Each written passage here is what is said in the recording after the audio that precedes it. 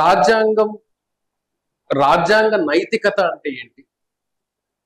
రాజ్యాంగ నైతికత అనేది ఒక దేశం నడవడానికి ఎంత అవసరమైన అంశం. రాజ్యాంగము మనది సెక్యులర్ కంట్రీ. ఈ సెక్యులర్ పదం అనేది most abused word in India. ఎందుకు అంటే మీరు ఇక్కడ మీటింగ్ తర్వాత వికీపీడియాలో సెక్యులర్ అనే పదానికి డెఫినేషన్ చూడండి. ప్రపంచం మొత్తానికి సెక్యులర్ డెఫినేషన్ ఒకటి, భారతదేశానికి మాత్రము సిగ్గు లేకుండా మన కాన్స్టిట్యూషనల్ జడ్జిమెంట్లలో కూడా Indian secularism means all religions equal అని చెప్పారు. జడ్జిమెంట్స్ లో ఉంటుంది. Most unfortunate. ప్రపంచంలో ఎక్కడా కూడా సెక్యులర్ అనేది స్టేట్ సపరేట్ ఫ్రమ్ రిలీజన్. ప్రభుత్వానికి మతం లేదు, మతానికి ప్రభుత్వానికి సంబంధం లేదు. Take it anyway. కానీ భారతదేశంలో మాత్రము జడ్జిమెంట్లలో రాసినప్పుడు కూడా కాన్షియస్ గా in India secularism means Indian secularism means అని రాస్తారు. అది వికీపీడియాలో కూడా మీకు కనిపిస్తుంది. దానికి రెఫరెన్స్ కూడా చూస్తే ఒక జడ్జిమెంట్ కనిపిస్తుంది. సో ఇండియన్ సెక్యులరిజం అని చెప్పి అన్ని మతాల్ని సమానంగా చూడాలి. ఎవరు చూడాలి అన్ని మతాల్ని సమానంగా? ప్రభుత్వం చూడాలా? అన్ని మతాల్ని సమానంగా చూసే ముసుగులో 5 కోట్ల రూపాయలు పెట్టి ప్రభుత్వ డబ్బులు తిరుపతి వెంకటేశ్వర స్వామికి కిరీటాలు దానం చేసుకోవచ్చు. దాని మీద మేము పబ్లిక్ ఇంట్రెస్ట్ లిటిగేషన్ కూడా వేసాం. అయితే అసలు ఈ కాన్స్టిట్యూషన్ ఫౌండేషన్ మనం అప్పటికే కాన్స్టిట్యూషన్ రాసుకునే క్రమంలో కాన్స్టిట్యూషన్ మీద ఉండే ఒక మిస్చీవియస్ కామెంట్ ఏంది, క్రిటిసిజం ఏంది అంటే, తెలుగులో మన ఉస్మానియా యూనివర్సిటీకి సంబంధించిన ఒక పెద్ద రచయిత ప్రొఫెసర్ గారు ఏం రాస్తారంటే, రాజ్యాంగం ఒక అతుకుల బొంత అని రాస్తారు. రాజ్యాంగాన్ని డిస్క్రైబ్ చేసేటప్పుడు రాజ్యాంగం ఒక అతుకుల బొంత అని రాశాడు తెలుగులో. ఏంటి ఇది అంటే, ఇంగ్లీష్ లో ఇట్స్ ఎ బారోడ్ కాన్స్టిట్యూషన్ అనేది 1965 తర్వాత నుంచి ఒక క్రిటిసిజం స్టార్ట్ చేశారు. ఈ క్రిటిసిజం డాక్టర్ అంబేద్కర్ ఉన్న టైంలో కూడా ఉంది. బారోడ్ కాన్స్టిట్యూషన్ అని. ఇన్ఫాక్ట్ ఈ బారోడ్ కాన్స్టిట్యూషన్ అనే క్రిటిసిజం ని డాక్టర్ అంబేద్కర్ బతుకున్న టైంలో కూడా ఈ క్రిటిసిజం ఆయన ముందుకు వచ్చింది. ఆయన దాని గురించి ఏమన్నారంటే, మనం ఆల్రెడీ కాన్స్టిట్యూషన్ రాసుకునే సమయానికి మనకు ఒక కాన్స్టిట్యూషన్, మన కాన్స్టిట్యూంట్ అసెంబ్లీలో ఒక 8 కమిటీలు ఉన్నాయి. కాన్స్టిట్యూషన్ డ్రాఫ్టింగ్ అని, ఫండమెంటల్ రైట్స్ అడ్వైజరీ కమిటీ అని, ప్రావిన్సెస్ రూల్స్ ఎలా ఉండాలని ఒక కమిటీ అని, దానికి పటేల్ గారు ప్రెసిడెంట్ గా ఉండారు. ఇట్లా పలు రకాల కమిటీలు ఉండేవి. ఈ కమిటీలలో అప్పటికే కాన్స్టిట్యూషన్ ని రాసుకున్న ఎన్నో దేశాల కాన్స్టిట్యూషన్ ని కంపారిటివ్ స్టడీ కోసం చేయడం జరిగింది. అంటే మనం ఈరోజు ఒక చట్టం చేయాలనుకోండి, ప్రపంచంలో చట్టం ఎట్లా ఉందో చూడమా. ఇది ఎట్లా ఉందంటే, రాజ్యాంగాన్ని అరువు తెచ్చుకున్నాం అనే క్రమంలో ఇది మనది కాదేమో అనే ఒక మైండ్ సెట్ ని మన మైండ్ లో వేసే ప్రమాదం, ఒక కాన్స్పిరసీ చేస్తున్నాం. ఏంది అంటే, దీన్ని ఇంకోలాగా అర్థం చేసుకో. మన దేశానికి సమానత్వం అంటే తెలీదు, మనం అమెరికా నుంచి తెచ్చుకున్నాం. ఎలా ఉంది వినడానికి? మన దేశానికి స్వేచ్ఛ అంటే తెలీదు, మనం నెదర్లాండ్స్ నుంచి తెచ్చుకున్నాం.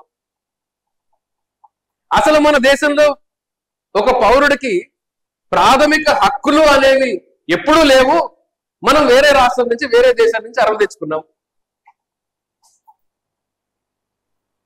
మన దేశంలో మత సామరస్యం అంటే మనకు తెలియదు, ఎప్పుడు మేము కొట్టుకొని తెస్తా ఉంటాం, అవతల మతాన్ని చంపేస్తా ఉంటాము. ఈ స్ట్రక్చర్ ని మనము ఇంకో దేశం నుంచి అరువు తెచ్చుకున్నాము. మనకు అసలు ప్రజాస్వామ్య విలువలు లేవు, పార్లమెంటరీ వ్యవస్థ మీద మాకు నమ్మకం లేదు, మేము ఇంకో దేశం నుంచి అరువు తెచ్చుకున్నాము. ఇట్లా ఒక్కొక్క యాంగిల్ ని, ఒక్కొక్క హక్కుని మేము అక్కడి నుంచి అరువు తెచ్చుకున్నాము అంటే ఎంత సిగ్గుగా ఉంటుంది. దాని మీనింగ్ అదే కదా. మీరు రాజ్యాంగాన్ని అరువు తెచ్చుకున్నామన్నా, హక్కులను అరువు తెచ్చుకున్నామన్నా మాకు లేదు, మేము ఇలాంటి వాళ్ళమే చెప్పుకొని బాహాటంగా చెప్పుకున్నట్టు. అది ఏం ఆనందో నాకు అర్థం కాదు. అయితే కానీ బహుశా 1949లో కూడా మనము రీసెంట్ గా నేను ఒక పీవీఆర్ అనే ఒక సినిమా హాల్కి వెళ్ళాను. ఈ పీవీఆర్ సినిమా హాల్లో మెన్స్ వాష్రూమ్కి వెళ్ళాను. ఈ మెన్స్ టాయిలెట్ మీద ఏముందంటే అక్కడ అమెరికన్ స్టాండర్డ్ అని రాసింది. అంటే ఈ పాటరీ మీద దానిలో అమెరికన్ స్టాండర్డ్ అని రాసింది. మీరు పీవీఆర్కి వెళ్ళి చూడండి, బహుశా అన్ని పీవీఆర్ లో అమెరికన్ స్టాండర్డ్ టాయిలెట్స్ ఉన్నాయి. మన టాయిలెట్కి వెళ్ళడానికి కూడా అమెరికన్ స్టాండర్డ్ కావాలి, ఇండియన్ స్టాండర్డ్ పనికిరాదు. సో అమెరికన్ స్టాండర్డ్ 1949లో ఏముందో తెలుసా? వాళ్ళ రాజ్యాంగాన్ని in the name of God అని స్టార్ట్ చేశారు. అంటే ఒక అభివృద్ధి చెందిన దేశము, మేము చాలా ప్రోగ్రెసివ్ అని చెప్పుకొని అబ్రహాం లింకన్ లాంటి వాళ్ళు అక్కడ ఉండి దేవుడి పేరుతో రాజ్యాంగాన్ని స్టార్ట్ చేస్తున్నారు. దాని మీద ఒక డిబేట్ కూడా వల్ల ఈ రోజుకి కూడా వాళ్ళ రాజ్యాంగము దేవుడి పేరుతోనే స్టార్ట్ అవుతుంది. వాళ్ళు దేవుడికి సరెండర్ చేసుకున్నారు వాళ్ళ రాజ్యాంగాన్ని. కానీ అదే మన భారతదేశంలోని రాజ్యాంగము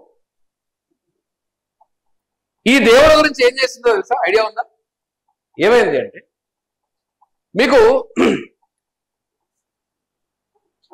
ఇదే దేవుడి పేరుతో స్టార్ట్ అవ్వాలి, in the name of God అని స్టార్ట్ అవ్వాలి మన ప్రియాంబుల్లో అని చెప్పి ఓ డిస్కషన్ జరిగింది. ఈ డిస్కషన్ జరిగినప్పుడు ఏమైందంటే, తమాషా కామత్ గారు ప్రపోజల్ పెట్టారు అనుకుంటా. లేదు ఒక ఆయన లేచి గాంధీ గారి పేరుతో స్టార్ట్ చేయాలి అని ఒక ఆయన, in the name of Gandhi అని. ఇంకొకరేమో లేదు, in the name of God అని స్టార్ట్ చేయాలి అంటే, మరి బెంగాల్ వాళ్ళు మేము ఊరుకుంటామా? దేవుడి పేరేంటి? మేము దేవిని పూజిస్తాము, in the name of goddess అని ఉండాలి అంటారు వాళ్ళు. సో ఈ పేజీ స్టార్ట్ అయింది. ఇది స్టార్ట్ అయిన తర్వాత రాజేంద్ర ప్రసాద్ గారు ఏమన్నారంటే, బాబు దేవుడికి గాంధీకి మధ్యలో ఓట్లు పెట్టడం అంత మంచిది కాదు, కాబట్టి మనము దీని గురించి చర్చ వద్దు అంటే మొత్తానికి ఆ పంచాయతీ తెగల. అప్పుడు ఏం జరిగిందంటే, దేవుడికి మనిషికి మధ్యలో ఓటింగ్ జరిగింది. దేవుడికి మనిషికి మధ్యలో జరిగిన ఓటింగ్, ఒకరేమో దేవుడి పేరు, దేవత పేరు, లేదు మా మతం దేవుడి పేరు కావాలి అన్న గొడవ జరుగుతున్న క్రమంలో ఇవన్నీ తెగేటట్లేదని చెప్పి మనకు కాన్స్టిట్యూయెంట్ అసెంబ్లీలో ఓటింగ్ పెట్టారు. దేవుడికి మనిషికి అత్యధిక మెజారిటీతో దేవుడు ఓడిపోయాడు, మనిషి గెలిచాడు.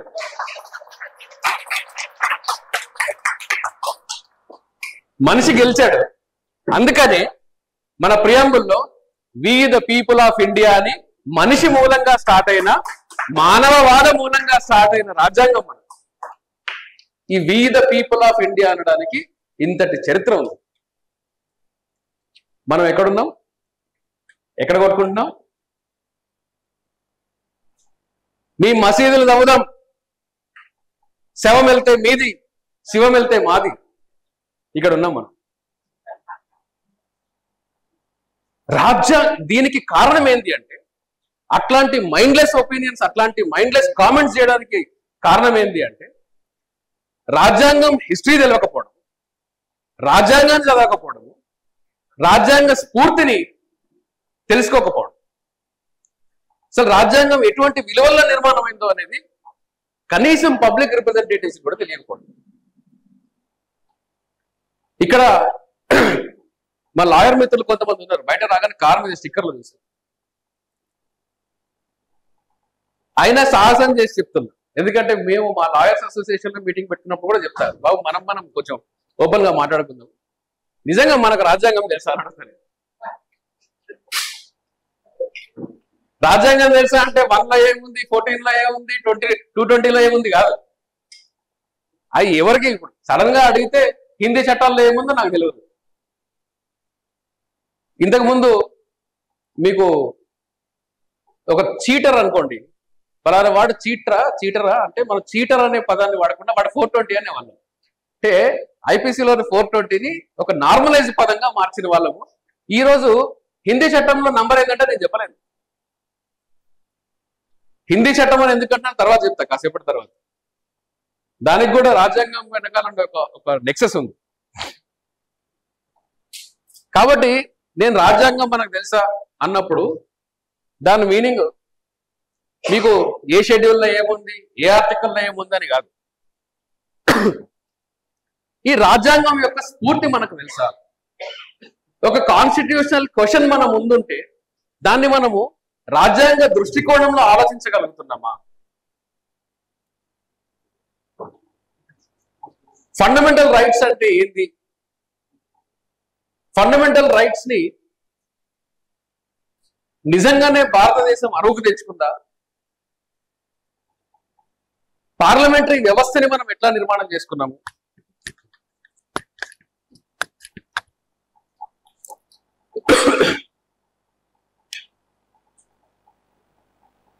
కాన్స్టిట్యూషన్ లో ఉండే ఒక్కొక్క హక్కు వెనకాల ఉండే చరిత్ర ఏంది? దాన్ని మనం రిజర్వ్ చేసుకోవాలంటే మనం ఏం చేయాలి? కాన్స్టిట్యూషన్ మీద ఉండే కాంట్రవర్షియల్ ఒపీనియన్స్, ఇప్పుడు for example most controversial opinion reservation మీద ఉంటుంది. అసలు దీని గురించి మనకు తెలుసా? మనం ఎవరన్నా సడన్ గా ఒక నిలబడి లేపి ఒక ప్రశ్న అడిగితే మనము తడబడకుండా పుస్తకం చూడకుండా ఆన్సర్ చేసే పరిస్థితుల్లో మనం ఉన్నామా? ఇవి మనం అడగాలి, మనల్ని మనం ప్రశ్నించుకోవాలని చెప్పి నేను లాయర్స్ మీటింగ్ లో కూడా చెప్తా ఉంటాను. ఎందుకు అంటే డాక్టర్ అంబేద్కర్ ఏమంటారంటే, ఏ సమాజంలో అయితే 10 మంది డాక్టర్లు, 20 మంది ఇంజనీర్లు, ఒక 30 లాయర్లు ఉంటారు, ఆ సమాజాన్ని కన్నెత్తి చూడడానికి కూడా వేరే వాళ్ళకి ధైర్యం సరిపోదు అంటాడు. ఆ కమ్యూనిటీ ఈరోజు 100 మంది ఉన్నారు కదా డాక్టర్లు, ఇంజనీర్లు, లాయర్లు, ఎందుకు ఇంకా అట్రాసిటీస్ జరుగుతున్నాయి? అదే కమ్యూనిటీస్ లో ఉన్నాయి కదా, ఎందుకు అట్రాసిటీస్ జరుగుతున్నాయి? ఎందుకు జరుగుతున్నాయి అంటే సింపుల్ ఆన్సర్, నేను చాలా ఇంటిగ్రిటీస్ లోకి వెళ్ళకుండా చెప్తున్నా. సింపుల్ ఆన్సర్ ఏంటి అంటే, ఈ రాజ్యాంగాన్ని లబ్ధి పొందిన వాళ్ళు కూడా, రిజర్వేషన్ అనే లబ్ధి పొందిన వాళ్ళు కూడా ఆ రిజర్వేషన్ యొక్క స్ఫూర్తి, రాజ్యాంగం యొక్క స్ఫూర్తి లేదు, అందుకనే వీళ్ళు కాన్స్టిట్యూషనల్ డ్యూటీ చేయడం లేదు అని నేను ఎలిగేషన్ పెడతాను. ఏంది అంటే, మీకు ఎవరన్నా కమ్యూనిస్టులు ఉంటే నొచ్చుకోకండి, కమ్యూనిస్ట్ భావజాలంలో ఉంటే నొచ్చుకోకండి. మన రాజ్యాంగ నిర్మాణమైన స్ఫూర్తి ఏంటి అంటే సార్, మనిషికి కావాల్సిన కనీస అవసరాలు ఏంటి? ఏంటి గట్టిగా చెప్పండి సార్, పర్లేదు.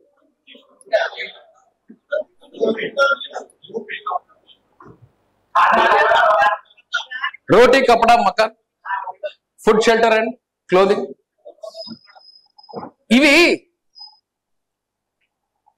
ఇవన్నీ ఇన్స్టింక్ట్స్ కదా. మనిషికి కావాల్సింది ఏంది? ఇవన్నీ యానిమల్ ఇన్స్టింక్ట్స్ కదా.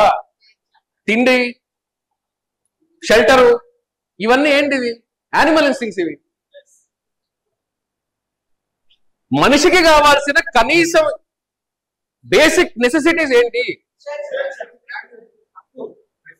క్వశ్చన్ అర్థమైందా? ఇంతకు ముందు మనిషికి కావాల్సిన కనీస అవసరాలు ఏంటి? మన మైండ్ సెట్ ఏంది? కనీస అవసరాలు ఏంది అన్నప్పుడు సార్, మనిషికి కావాల్సిన కనీస అవసరాలు మన రాజ్యాంగం ఇచ్చింది ఏందో తెలుసా? మన రాజ్యాంగం చెప్పింది ఏందో తెలుసా? Dignity, identity, opportunity. ఈ 3 మనిషికి కావాల్సిన basic necessities. Dignity, identity, opportunity. రాజ్యాంగం రాకముందు, రాజ్యాంగం వచ్చిన తర్వాత మనిషి సాధారణ స్థితిగతుల్లో ఉన్న తేడా ఏంది అంటే రోటీ కప్పడా కాదు సార్. అప్పటిదాకా నా పేరు, నా ముత్తాత పేరు కూడా తెలియదు, నన్ను ఎలా పిలిచే వాళ్ళో తెలియదు. రాజ్యాంగంలో, ఈ మత గ్రంథాల్లో మెజారిటీ వర్గాలకి భూమి పెట్టుకునే స్వేచ్ఛ లేదు, హక్కు లేదు, ప్రశ్నించే హక్కు లేదు, విద్య చెప్పే హక్కు లేదు, విద్య నేర్చుకునే హక్కు లేదు. మనిషిని మనిషిలాగా చూసే స్వభావం కూడా లేదు. కాబట్టి రాజ్యాంగం మనకు తీసుకొచ్చిన బిగ్గెస్ట్ ఇన్ఫ్లుయెన్స్, బిగ్గెస్ట్ చేంజ్ ఏంటి అంటే డిగ్నిటీ, ఐడెంటిటీ, ఆపర్చునిటీ. ఈ మూడిట్లోనే మనిషి మనుగడ అనేది స్టార్ట్ అవుతుంది. మనం ఎప్పుడైతే ఈ రోటీ, కపడా, మకాన్ ఇట్లాంటివి మన మైండ్లో పెట్టుకుంటామో అప్పుడు మనం ఏం చేస్తాము? పొట్ట చేతిలో పట్టుకొని నాకు టీఏలు పెంచాలి, డిఏలు పెంచాలని అడుగుతాం. అంతే కదా పోరాటాలు జరిగింది. దేనే జరుగుంటాయి పోరాటాలు? ఫ్యాక్టరీ మూసేయకూడదు, మూసేస్తే మాకు రిట్రెంచ్మెంట్ ఏదో ఇవ్వాలి, మాకు పిఎఫ్లు కట్టాలి, మాకు లాయర్స్ మీటింగ్కి వెళ్ళినప్పుడు కూడా చెప్తాం. మేము ఒక అసోసియేషన్ పెట్టాం, ఇండియన్ లాయర్స్ అసోసియేషన్. దాని పేర్లు ఇవ్వండి అని నేను మామూలుగా ఒక ఎక్స్పెరిమెంటల్ గా అందరిని అడిగాను, ఏం పేరు పెడదాం మన అసోసియేషన్ కి అని. దాదాపు 10 ఏళ్ల క్రితం అందరూ advocates welfare association, Indian advocates welfare association ఏదో సగం పేర్లు చెప్పారు. మెజారిటీగా చెప్పిన వాళ్ళు వెల్ఫేర్ అసోసియేషన్. ఇంకేం వెల్ఫేర్ కావాలరా మనకు? అడ్వకేట్స్ అయ్యాం కదా, let us pay back to the society. మనకు వెల్ఫేర్ కాదు కావాల్సింది, ఇప్పుడు మనము వెల్ఫేర్ లో ఉండాలి. ఎందుకంటే అది మన మీద ఉండే కాన్స్టిట్యూషనల్ డ్యూటీ. ఆ డ్యూటీ ఎక్కడి నుంచి వచ్చింది? అది కూడా రాజ్యాంగంలోనే ఉంది. సో మనకు రాజ్యాంగాన్ని నిర్మించుకునేటప్పుడు ఇలాంటి సిద్ధాంతాలు 2 సంవత్సరాల 11 నెలల 18 రోజులు 2 years 11 months 18 days constituent assembly దగ్గర నుంచి కన్క్లూజన్ వరకు లాంగెస్ట్ రిటర్న్ కాన్స్టిట్యూషన్. అంటే కాన్స్టిట్యూషన్ మొత్తం ప్రిలిమినరీ డ్రాఫ్ట్, ఫస్ట్ డ్రాఫ్ట్ ఇవ్వడానికి దాదాపు 9 నెలలు ఏమో పట్టినట్టుంది. దాని తర్వాత కొన్ని వందల అమెండ్మెంట్స్, కొన్ని వందల డిస్కషన్, దాదాపుగా 3 సంవత్సరాలు, 12 రోజులు తక్కువ 3 సంవత్సరాలు ఈ కాన్స్టిట్యూషన్ ని బిల్డ్ చేయడానికి మన కాన్స్టిట్యూంట్ అసెంబ్లీ ఎఫర్ట్స్ పెట్టింది. సార్, ప్రపంచంలో ఎక్కడా కూడా లేనటువంటి కాన్స్టిట్యూషనల్ ప్రిన్సిపల్స్ నేను ఇందాక చెప్పాను. ప్రజాస్వామ్యం అంటే ఏంది అని అడిగామనుకోండి, ఈరోజు లా పుస్తకాల్లో ఏముంటుంది? ప్రజల కోసం, for the people, by the people. ఎవరు చెప్పారు సార్ ఇది? Abraham Lincoln. ఒక మన దేశానికి సంబంధించిన వ్యక్తి, రాజ్యాంగ నిర్మాణంలో భాగస్వామ్యం తీసుకున్న వ్యక్తి, రాజ్యాంగ పరిషత్లో ఉన్న వ్యక్తులు, లేదా దాని తర్వాత ఇప్పుడున్న వాళ్ళు ఎవరైనా ఈ డెమోక్రసీకి డెఫినేషన్ మన భారతీయులు ఇచ్చిన డెఫినేషన్ ఎవరికన్నా తెలుసా? To the people, by the people, of the people. Justice PB Sawant గారు ఒక పుస్తకం రాశారు. పదాలు అంటే పదజాలంలో ఎంతటి కాన్స్పిరసీ ఉంటుందో చూడండి ఇప్పుడు నేను చెప్పబోయే అంశం. పీపుల్ అంటే ఎవరు? రాజులు ఉంటే కదా ప్రజలు ఉంటారు. మనం ప్రజలమా?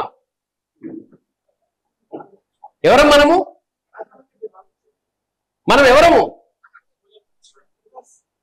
సార్, రాజ్యాంగంలో మనం ప్రజలం కాదు, రాజ్యాంగంలో మనం పౌరులము.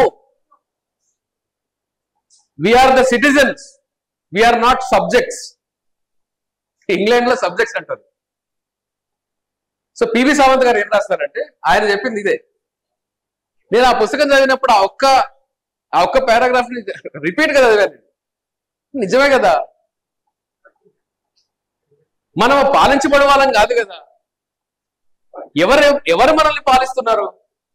రాజులు లేరు కదా, రాచరికం లేదు కదా, మనం పౌరులం కదా.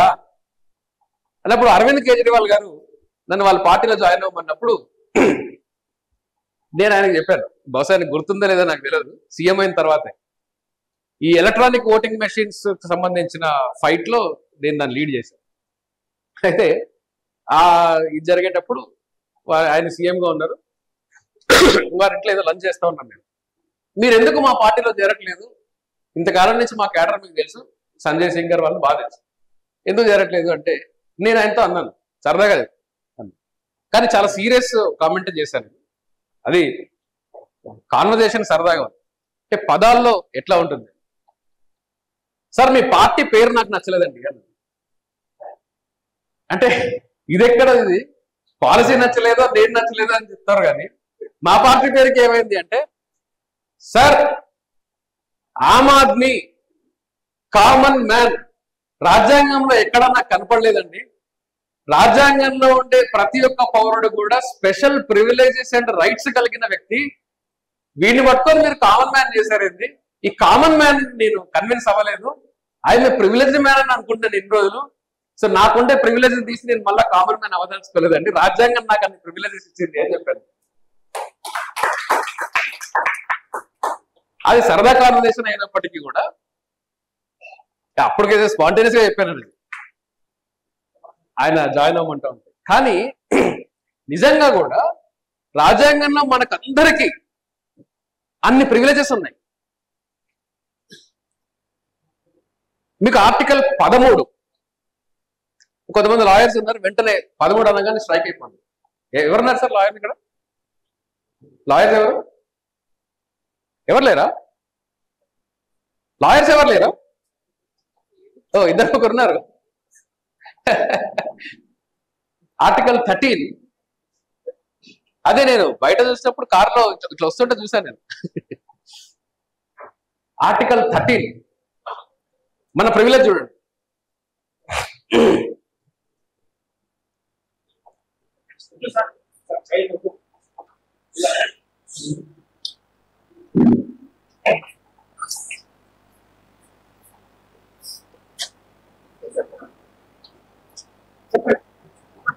పదమూడు లాంగ్వేజ్ చూడండి.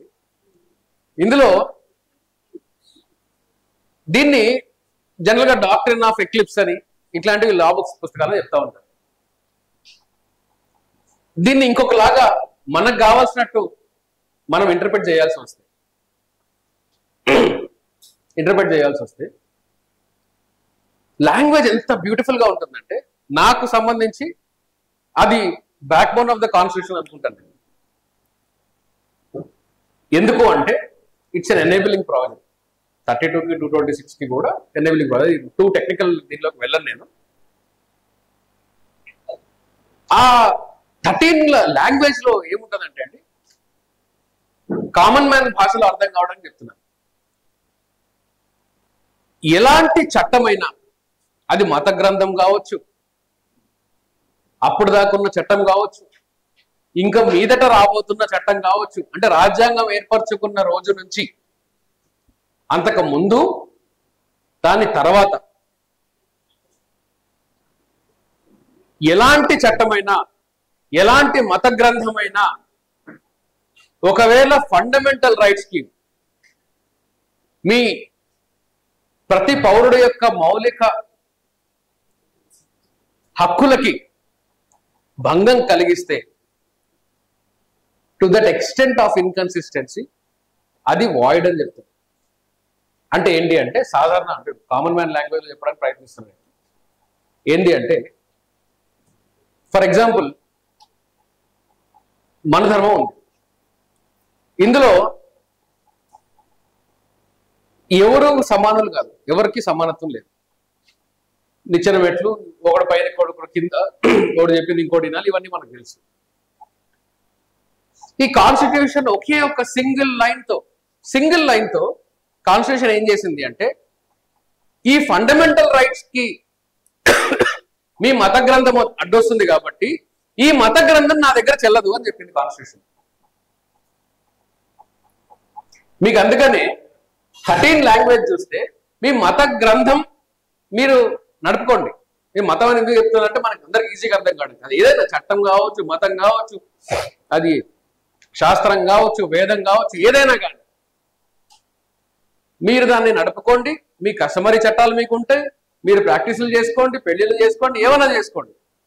కానీ ఒకవేళ అందులో ఉన్న ఎటువంటి అంశమైనా కానీ రాజ్యాంగంలో ఉండే ఫండమెంటల్ రైట్స్ ని కానీ వ్యతిరేకిస్తే అది చెల్లదు. ఇక ముందు మీరు చేయబోయే చట్టమైనా కానీ రాజ్యాంగంలో ఉండే ఫండమెంటల్ రైట్స్ కి వ్యతిరేకంగా ఉంటే అది చెల్లబోదు. వన్ సింగిల్ లైన్ తో చేశారు. ఇప్పుడు మనకి అండర్స్టాండింగ్ ఉందనుకోండి,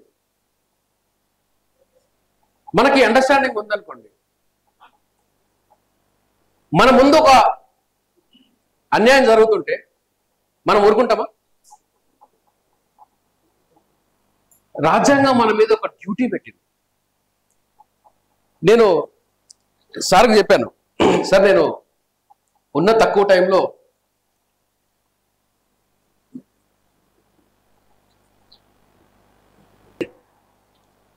ఈ ఆర్టికల్ 13 గురించి చెప్తున్నాను. ఆర్టికల్ 13లో ఒక లైన్తో తేల్చేశారండి. మనకు ఇందాక నేను చెప్తున్నది, ఒక మన సాటి వ్యక్తికి ఏదన్నా అన్యాయం జరిగినప్పుడు ఈ రాజ్యాంగంలో ఉండే మౌలిక స్వభావానికి బేసిక్ స్ట్రక్చర్ అని నేను వాడట్లేదు. ఇక్కడ బేసిక్ స్ట్రక్చర్ అంటే ఇది లాలో అదొక different theory. Basic structure doctrine అంటారు. రాజ్యాంగం యొక్క మౌలిక స్వభావం అని చెప్పి సుప్రీంకోర్టు ఒక జడ్జిమెంట్లో ఇచ్చిన తర్వాత నుంచి రాజ్యాంగానికి ఒక మౌలిక స్వభావాన్ని తీసుకొచ్చి పెట్టారు. నేను వ్యతిరేకం దాన్ని. అది నేను ఇంకెప్పుడన్నా ఇంకో సందర్భంలో కాన్స్టిట్యూషన్ మీద బేసిక్ స్ట్రక్చర్ అనేది కాన్స్టిట్యూషన్ స్పిరిట్కి ఎంత వ్యతిరేకమో అనేది ఒక క్రిటికల్ అనాలిసిస్ ఎప్పుడన్నా పెడతానంటే నేను ఖచ్చితంగా వచ్చి మాట్లాడతాను. జడ్జెస్ కూడా దీంతో కాన్ఫ్లిక్ట్ అవుతారు, బట్ సుప్రీంకోర్టులో కూడా మేము చర్చ లేపాం దాని మీద. It's very critical analysis. నేను బేసిక్ స్ట్రక్చర్ డాక్టర్కి బద్ద వ్యతిరేకం. దాని మీద ఆర్టికల్స్ కూడా రాశాను. బేసిక్ స్ట్రక్చర్ అనేది లేదు కాన్స్టిట్యూషన్కి. Constitution itself is the structure. Basic స్ట్రక్చర్తో మీరు మోసం చేస్తున్నారు. మీకు కావాల్సిన చట్టాలను చేసుకునేటప్పుడు బేసిక్ స్ట్రక్చర్లోకి తీసుకొస్తారు. పబ్లిక్కి కావాల్సిన చట్టాలు చేసేటప్పుడు ఇది బేసిక్ స్ట్రక్చర్కి వ్యతిరేకంగా ఉందని చెప్పేసి మీరు ప్రభుత్వాన్ని సపోర్ట్ చేస్తారు. ఇది ప్రమాదము. ఈ బేసిక్ స్ట్రక్చర్ అనే డాక్టర్ని ఆపాలి. ఇది రాజ్యాంగానికి మంచిది కాదు అని చెప్పి ఈ ఇండియాలో డిస్కషన్ స్టార్ట్ చేసిన వాళ్ళల్లో నేను ఒకటి. ఎందుకంటే మనకు క్రిటికల్ ఒపీనియన్ ఎక్స్ప్రెస్ చేయాలండి. చేసి తీరాలి. రాజ్యాంగం మనకి ఇచ్చిన హక్కు అది. అయితే సాటి మనిషికి ఏదన్నా అన్యాయం జరిగినప్పుడు మనం స్పందించాలి అని అన్నాను కదా. ఈ మాట ఎందుకు వాడాను అంటే, ఇందాక నేను మిమ్మల్ని అడిగాను ప్రజాస్వామ్యం అంటే ఏంది. ఎందుకంటే మనం కాన్స్టిట్యూషన్ పెట్టుకున్నది ఎందుకు? ప్రజాస్వామ్యాన్ని పెట్టుకోవడానికి కాదు. పౌరస్వామ్యం అని ప్రజా అనే పదాన్ని నేను పెద్ద వాడను. సో అబ్రహాం లింకన్ చెప్పిన డెఫినేషన్ మనం చూసాం కదా, to the people, of the people, by the people. ఈ రాజ్యాంగ నిర్మాత డాక్టర్ అంబేద్కర్ ఏమంటారంటే చాలా ఇంట్రెస్టింగ్ కామెంట్స్ చేశారండి. ఎందుకంటే నేను డాక్టర్ అంబేద్కర్ పేరుని ఊరికే చాలా ఎక్కువ సార్లు, ఎందుకంటే బహుశా నేను చిన్నప్పటి నుంచి చదువుకోవడం వల్ల చాలా ఇన్ఫ్లుయెన్స్ అయి ఉంటాను. న్యాచురల్గా చిన్నప్పటి నుంచి అంబేద్కర్ చదువుకోవడం వల్ల ఇన్ఫ్లుయెన్స్ అయి ఉండొచ్చు. నెంబర్ 1. నాకు హేతువాదం, రేషనలిజం, మానవవాదాన్ని పరిచయం చేసింది అంబేద్కర్ ఫస్ట్. ఆయన ఆ రోజుల్లో దేవుడు లేడు అని చెప్పిన విధానం నేను కొన్ని ఎక్స్ట్రాక్ట్ చేసి సర్క్యులేట్ చేశాను సార్. ఆ చెప్పిన విధానము నేను మీతో షేర్ చేసుకుంటాను, తర్వాత సార్కి పంపిస్తాను, దయచేసి చేయండి. నాకు తెలిసి ఆ టైంలో ఎక్సెప్షనల్ వేలో దేవుడు లేడు అని చెప్పిన వాళ్ళలో అంటే అంబేద్కర్ని ఇంకొకలాగా చూపిస్తారు మనకు. ఆయన ఎకనామిక్ ఫిలాసఫీ, ఆయన రేషనలిజం అవి చూపెట్టరు. చెప్పిన వాళ్ళలో అది చదివిన తర్వాత బహుశా నేను ఈ రేషనలిజం వైపుకి ఎక్కువ వచ్చి ఉంటాను. అందుకని నా ఇన్ఫ్లుయెన్స్ ఎక్కువ ఉంటుంది. ఆయన ఏమంటారంటే to the people, by the people, of the people ఇది కాదు ప్రజాస్వామ్యం అంటే.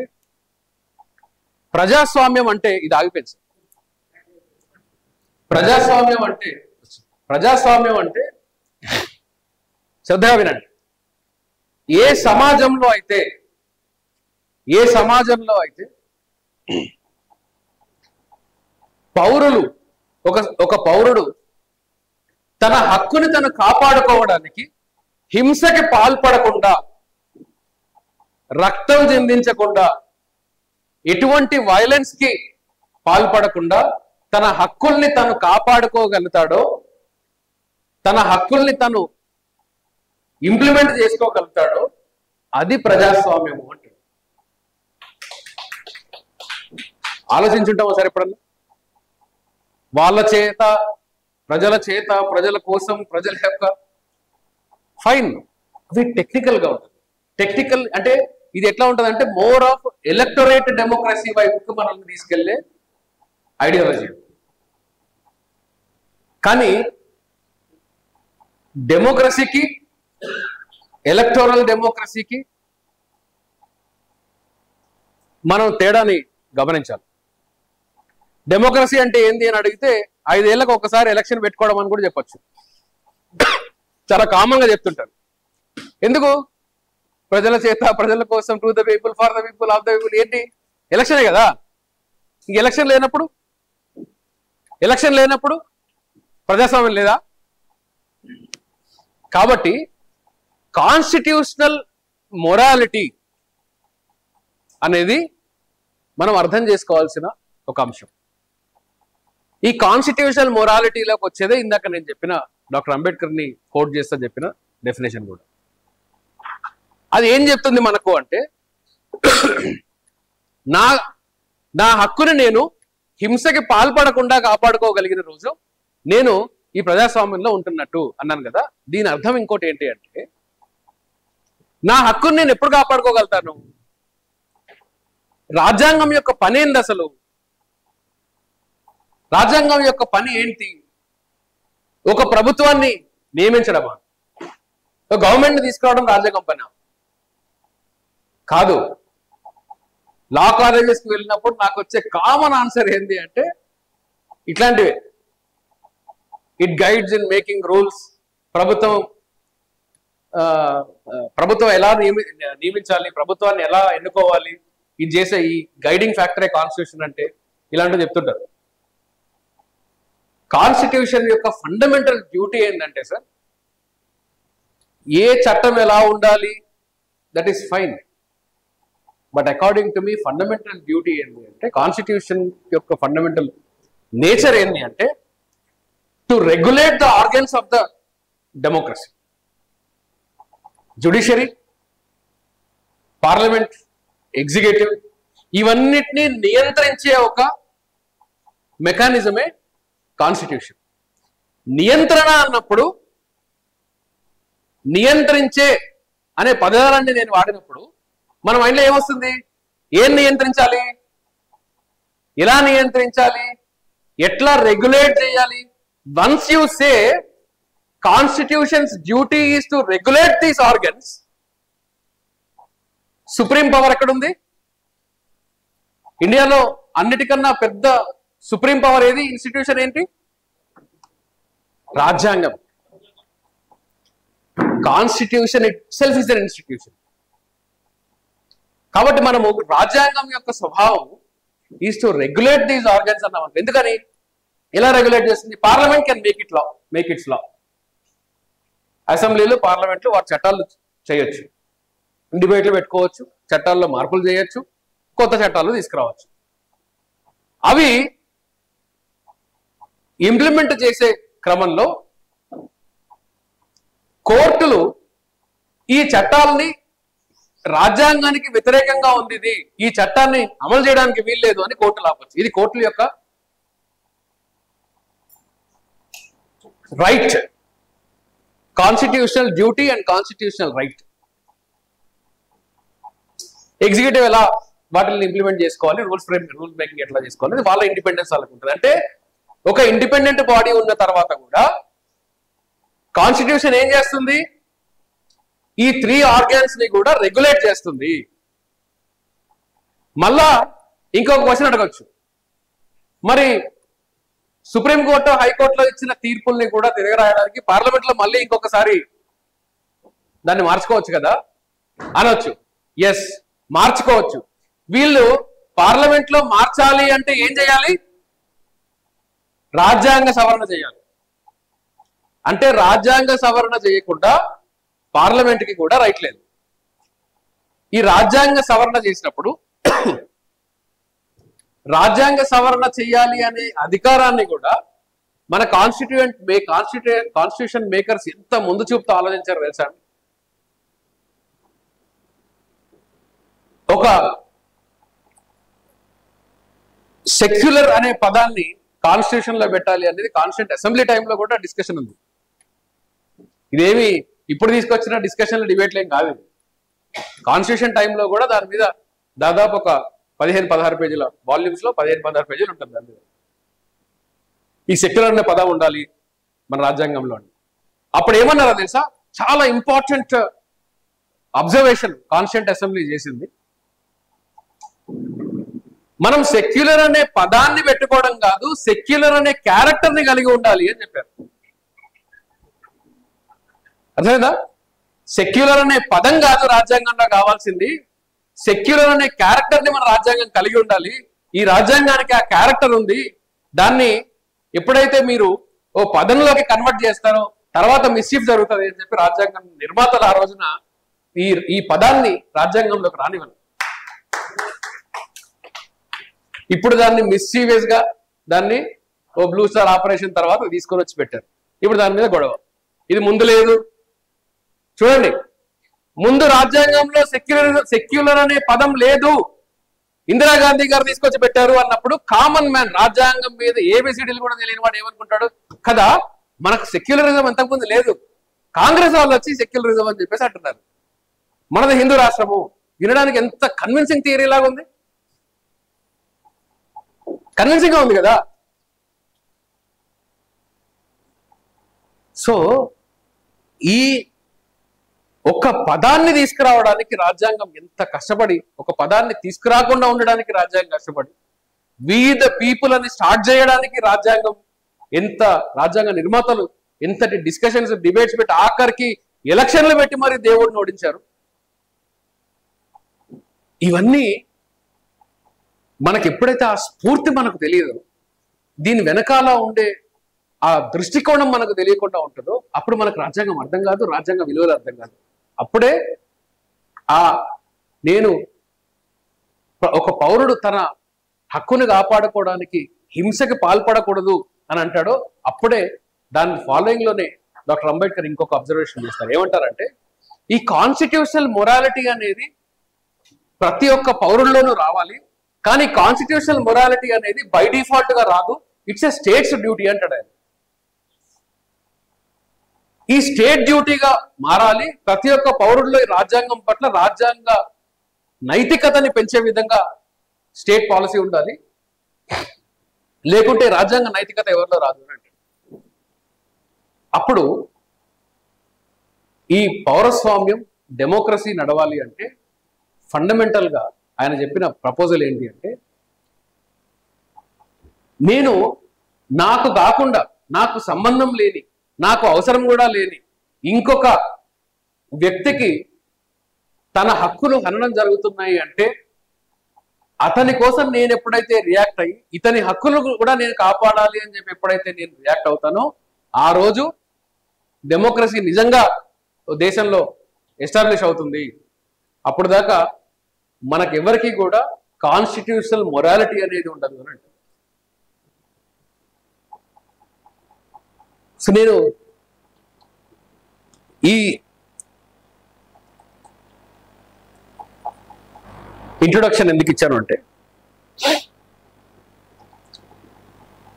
మనం రాజ్యాంగం తెలుసుకోవడం, నిన్నటి నుంచి మీరు అందరు రాజ్యాంగాన్ని టెక్నికల్గా అర్థం చేసుకుంటుండొచ్చు. బహుశా నాకు అదే చెప్పారు. హిస్టరీలోకి వెళ్ళారు, హిస్టరీ తెలుసుకున్నారు, ఇంకా ముందు కూడా స్ట్రక్చర్ ఆఫ్ ద కాన్స్టిట్యూషన్ కూడా తెలుసుకోబోతారు. నెక్స్ట్ స్పీకర్ ఎవరైనా మాట్లాడతారు. కానీ దీని వెనకాల ఉండే కేవలం హిస్టరీ కాకుండా దీని వెనకాల ఉండే ఇంటెన్షన్ని మనం అర్థం చేసుకోవాలి. మీకు ఆ ఉద్దేశాన్ని మనం కానీ అర్థం చేసుకోలేకపోతే, మాకు లాలో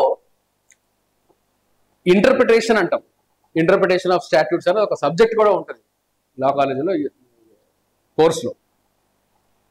ఈ ఇంటర్ప్రిటేషన్ ఎందుకు ఉంటుంది అంటే, ఫలానా హక్కుని మీరు చట్టంలో రాసినా రాజ్యాంగంలో రాసినా కానీ దాన్ని నేను ఏ విధంగా అర్థం చేసుకోవాలి, నాకు ఏ విధంగా అనువదించుకోవాలి. మీరు ఎక్కడైనా రాజ్యాంగం మొత్తం ఓపెన్ చేసి చూడండి, ఎక్కడైనా నిద్రపోవడం అనేది ఫండమెంటల్ రైట్ గా చదివారా? నిద్రపోవడం ఫండమెంటల్ రైట్ ఎక్కడైనా చదివారా రాజ్యాంగంలో? కానీ నిద్రపోవడం ఫండమెంటల్ రైట్. నిజమండి, నిద్రపోవడం ఫండమెంటల్ రైట్. సుప్రీంకోర్టు చెప్పింది ఈ విషయం. బాబా రామ్దేవ్ నిద్రపోతున్న టైంలో అతను తీసుకొని వెళ్ళి అరెస్ట్ చేశారు. ఇది అతని ఫండమెంటల్ రైట్ వైలేషన్. నిద్రపోవడం అనేది ఫండమెంటల్ రైట్ అని చెప్పింది. నిద్రపోకపోతే చచ్చిపోతాను నేను. సి రైట్ టు లైఫ్, నేను ఇందాక మీకు చెప్పాను, రైట్ టు లైఫ్. దీనిలో ఒక థిన్ లైన్ ఆఫ్ డిఫరెన్స్ మీకు చెప్తాను. లైఫ్ కి బ్రతకడం, జీవించడం.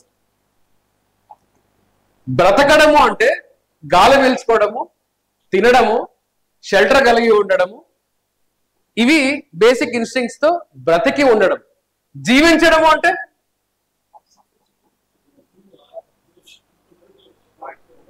విత్ జోష్ కాదు, with rights. So right to life అంటే కేవలం నువ్వు బ్రతికి ఉండేలాగా రాజ్యాంగం నిన్ను కాపాడుతుంది అని కాదు, నువ్వు జీవించే విధంగా నీ క్వాలిటీ ఆఫ్ లైఫ్ తో పాటు డిగ్నిఫైడ్ లైఫ్ ఇవ్వడం అనేది రైట్ టు లైఫ్. అందుకనే మనకు రైట్ టు లైఫ్ అంటే ఇది నేను బ్రతకడం కదా, నా లైఫ్ కదా, చచ్చిపోవడం కూడా నా హక్కే కదా అని చెప్పేసి అనొచ్చు. Technically correct argument, technically very good argument. కానీ ఇండియాలో యుథనేషియా అంటాం కదా, ఆర్టిఫిషియల్ గా చనిపోవడం, మర్సీ కిల్లింగ్ అని అంటాం కదా, ఇది ఇండియాలో right to take his own life, చచ్చిపోవడం అనేది ఫండమెంటల్ రైట్ కాదు. కొన్ని దేశాల్లో ఉంది, కొన్ని దేశాల్లో చచ్చిపోవచ్చు. డిక్లరేషన్ ఇచ్చుకొని నాకు బ్రతకాలని లేదు, నా లైఫ్ మీద నాకు ఇంకా వీలు లేదంటే చచ్చిపోవచ్చు. మన దగ్గర ప్యాసివ్ యూథనేషియా అంటాం, యాక్టివ్ యూథనేషియా కుదరదు. మీకు బ్రతకొచ్చు, మీ కాళ్ళు ఉంది, కాలు పోయింది, చెయ్యి పోయింది, నాకు పెరాలసిస్ వచ్చింది, నాకు బ్రతక మీద ఇంకా ఆశ లేదు అంటే మీకు యూథనేషియా ఇవ్వరు.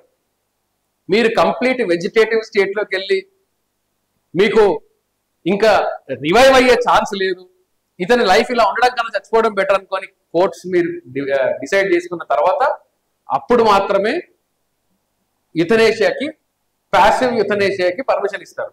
అంటే దీని అర్థం ఏంటి అంటే, మీకు మన చుట్టూ ఉండే పరిసరాలను అబ్జర్వ్ చేసినా కానీ ఇది రాజ్యాంగంలో నుంచి వచ్చిందా అనే డౌట్ మనకు కలుగుతుంది. రాజ్యాంగానికి సంబంధం లేకుండా ఈ మైక్ కూడా లేదు,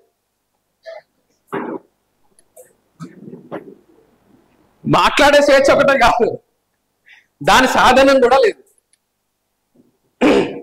రాజ్యాంగానికి సంబంధం లేకుండా మన లైఫ్ కి సంబంధించి ఏ అంశము లేదు. బయటకు వెళ్తే మనము ఇందాక నిద్రపోవడం ఫండమెంటల్ రైట్ అని చెప్పాను కదా, మనము పొల్యూషన్ కంట్రోల్ బోర్డ్ అనే ఒక ఇన్స్టిట్యూషన్ చూస్తాం కదా. ఈ పొల్యూషన్ కంట్రోల్ బోర్డ్ ఎక్కడి నుంచి వచ్చింది? నేను బ్రతకడానికి గాలి పీల్చుకోవాలి, గాలి పీల్చుకోవాలి అంటే కార్బన్ డైఆక్సైడ్ వదిలినా కానీ దాంట్లో కొంచెం % ఆక్సిజన్ ఉంటుంది కాబట్టి నేను బ్రతికే ఉంటా. క్రమేణీ చచ్చిపోవచ్చు క్యాన్సర్ వచ్చి, కానీ నేను కేవలం బ్రీతింగ్ తీసుకోవడం కాదు, క్వాలిటీ ఎయిర్ ని తీసుకోవడం అనేది నా ఫండమెంటల్ రైట్ అని అంటారు సుప్రీంకోర్టు. కరెక్ట్ కదా? ఇది బ్రతకడానికి, జీవించడానికి మధ్యలో ఉండే తేడా. కాబట్టి మనం మన చుట్టూ ఉండే మన చుట్టూ ఉండే పరిసర ప్రాంతాల్లో మనం డే టు డే అబ్జర్వ్ చేసే లైఫ్ లో కూడా రాజ్యాంగానికి సంబంధం లేకుండా ఏ ఒక్కటి లేదు. బస్సు ఎక్కితే టికెట్లు అందరికీ ఒక బస్ స్టాప్ లో దిగే వాళ్ళకి అందరికీ ఒకే టికెట్ ఇస్తారుగా, ఒకే కాస్ట్ తీసుకుంటారుగా. ఇది కూడా రైట్ టు ఈక్వాలిటీయే. ఇప్పుడు సడన్ గా లేడీస్ లేచి ఏమంటారు అంటే అదేంటి మాకు ఫ్రీ కదా, మగాళ్ళేసి అనొచ్చు. ఇప్పుడు తెలంగాణలో లేడీస్ కి ఫ్రీ కదా, మరి ఈక్వాలిటీ ఎట్లా అవుతుంది? ఈక్వాలిటీ ఎలా అవుతుంది ఇది? అంతే కదా,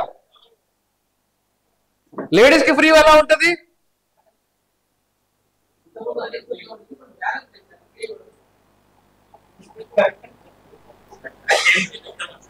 సార్ ఏమో సార్, నేను అడుగుతున్నాను.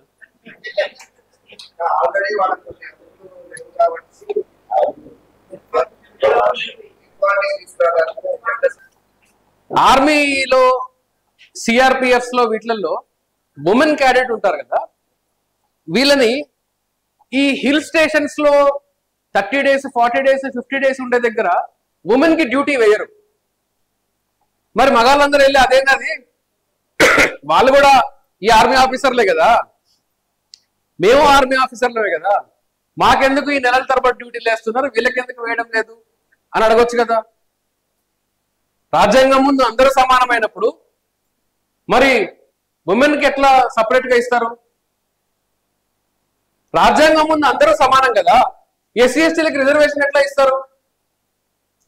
మనకు ప్రజెంట్ చేసేటప్పుడు ఆ రాజ్యాంగాన్ని డ్రాఫ్టింగ్ కమిటీ చైర్మన్ గా ఉన్న ఆయన ఇప్పుడైతే ఒక ఫేస్బుక్ లో ఒక పోస్ట్ 4 లైన్లు రాసి కింద లైకులు ఎన్ని వచ్చాయో చూసుకొని నేను చాలా మేధావిని అనుకునే రోజులు ఇవి. ఎక్కడో గూగుల్లో ఎక్కడో చూసింటాడు, దాన్ని తీసుకొచ్చి కాపీ పేస్ట్ చేసి సోషల్ మీడియాలో పెడతాడు. వీడి పెద్ద మేధావి అని పక్కన వాళ్ళు అనుకుంటారు, భజన చేసుకుంటూ. వీడు నాకు నేను మేధావి అనుకుంటా ఉంటాడు. నేను పుల్లింగం ఎందుకు వాడుతున్నానంటే డిస్క్రిమినేషన్తో కాదు, స్త్రీలింగం వాడలేక. సో వీడు అట్లా అనుకుంటాడు. కానీ అంత శ్రమపడి కొన్ని వందల అమెండ్మెంట్స్ చేసుకున్న తర్వాత రాజ్యాంగాన్ని రాసి దేశానికి రాజ్యాంగాన్ని ఇచ్చేటప్పుడు నేను చాలా గొప్ప పని చేశాను అని చెప్పేసి స్పీచ్ ఇచ్చాడు అనుకుంటున్నారా? రాజ్యాంగం రాసిన వ్యక్తి ఆయన ఏమన్నాడో తెలుసా? సార్ చెప్పిన మాట ఏమన్నారంటే, మనము we are going to enter into a phase of contradictions. ఒక వైరుధ్యమైన దిశలోకి భారతదేశం అడుగుపెట్టబోతుంది. ఎవరన్నారు? డాక్టర్ అంబేద్కర్ అంటున్నాడు. రాజ్యాంగాన్ని ప్రజెంట్ చేస్తూ అంబేద్కర్ ఏమంటాడు? ఒక వైరుధ్యమైన దశలోకి భారతదేశం అడుగుపెట్టబోతుంది. ఎందుకు అంటే ఎంతో శ్రమపడి మనము స్వేచ్ఛ, సమానత్వం, సౌభ్రాతృత్వం, సమాన న్యాయం, సమన్యాయం ఇవన్నీ సాధించుకొని రాజ్యాంగంలో పొందుపరుచుకున్నాము. కానీ సమాజం దీన్ని తిరస్కరిస్తుంది. సమాజానికి రాజ్యాంగానికి మధ్యలో వైరుధ్యం కొనసాగబోతుంది, వైరుధ్యం ఉండబోతుంది. కాబట్టి మనం ఎన్ని హక్కులు తెచ్చుకున్నా సొసైటీ దీన్ని తిరస్కరించబోతుంది. We are going to enter into a phase of contradictions. ఎంతకాలం మనం ఈ కాంట్రడిక్షన్ ని ఇలాగే కంటిన్యూ చేద్దామని దేశం ముందు ఒక ప్రశ్న లేపాడు. Can we imagine? సో నేను ఇందాక ఉమెన్ ఎగ్జాంపుల్ ఎందుకు ఇచ్చాను, ఆ రిజర్వేషన్ ఎగ్జాంపుల్ ఎందుకు ఇచ్చాను అంటే, మన రాజ్యాంగం లాంగ్వేజ్ ఎంత బ్యూటిఫుల్ గా ఉంటుందంటే సార్, ఈ డౌట్ వస్తుంది కదా. అందుకనే ప్రతి ఒక్క పదం రాజ్యాంగంలో, ఒరిజినల్ కాన్స్టిట్యూషన్ లో ఉండే ఏ ఒక్క పదాన్ని కూడా if, but, comma, full stop కూడా మీనింగ్ లేకుండా ఉండదు. ప్రతి పదానికి ఇంకొక పదంతో కంపారిటివ్ మీనింగ్ ఉంటుంది. ఇది ఎట్లా ఉంటుంది అంటే, మీరు ఆర్టికల్ 15 చూడండి. అందులో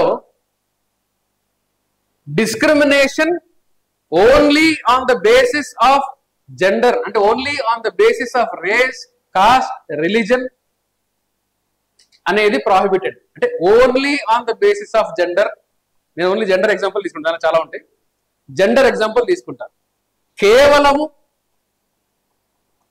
తన సెక్స్ ఆధారంగా, స్త్రీయా పురుషుడు అనే సెక్స్ ఆధారంగా డిస్క్రిమినేట్ చేయడానికి వీల్లేదు. Only based on sex, race or reason discriminate చేయడానికి వీల్లేదు. అంటే వేరే విధంగా చేసుకోవచ్చా? Got the point? ఆ ఓన్లీ అనే పదం లేకపోతే ఈ బస్సులో ఫ్రీ టికెట్ ఇచ్చి ఉండేవాళ్ళు కాదు. ఆ ఓన్లీ అనే పదం లేకపోతే రిజర్వేషన్ ని ఫండమెంటల్ రైట్ లో పెట్టేవాళ్ళు కాదు. ఆ ఓన్లీ అనే పదం లేకపోతే ఆ ఆర్మీ ఆఫీసర్ 30 రోజులు 40 రోజులు ఉమెన్ ని అక్కడ పోస్ట్ చేయకుండా, ఉమెన్ 30 days ఒకసారి మెన్స్ట్రేట్ అవుతుంది, తను మౌంటైన్స్ లో వేస్తే ఇక్కడి నుంచి ఐసోలేటెడ్ గా వెళ్తే హిల్స్ ఎక్కడ ఎక్కుతుంది.